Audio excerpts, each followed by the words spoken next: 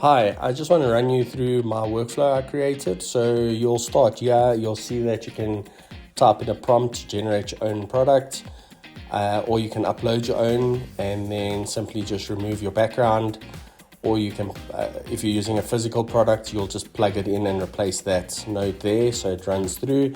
The next section here is creating your background image. So I've created a prompt just for a simple ass background that I can use. You can change camera settings and the tone. It goes into a concatenator, which then goes into a large language model and into a flux node, which then generates your image. Next, what I've done is I've broken it up into 4 loose elements that you can use to add to your image to create more depth. So you see it just goes into a compositor node, which pulls in the can and the different ass blocks, and you can see you can move them and make them fit wherever you want them to.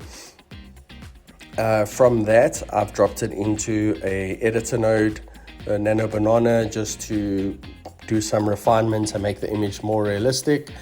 And then it goes into a post-production node, which then just makes it again a little more real. And then it goes into a levels node, which allows you to adjust the contrast. Moving over here, don't mind all the lines. You've got the 3 routers, but don't worry about them. That's not important. They go to those images there. So pretty much what's going on here is at the bottom, I've just got a prompt that's asking for 3 different camera angles of the same shot. And then I've listed the variations I'm looking for. After running it, you can see you've got these little list selectors above the image.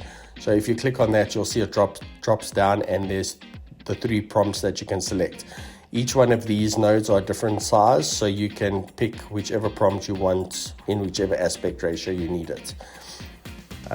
And then, okay, not there yet. If you go up here, you'll see that it goes again into the router, and then it goes into these cropping nodes, which just allows you to fine tune your layout. It goes back into a compositor node, which has the logo and the text. And then it just gets an upscale before heading into the video model. So it'll be the first frame. What I've done with this, because it allows for the last frame, I've added in the section where you can actually work on your last frame if you want to.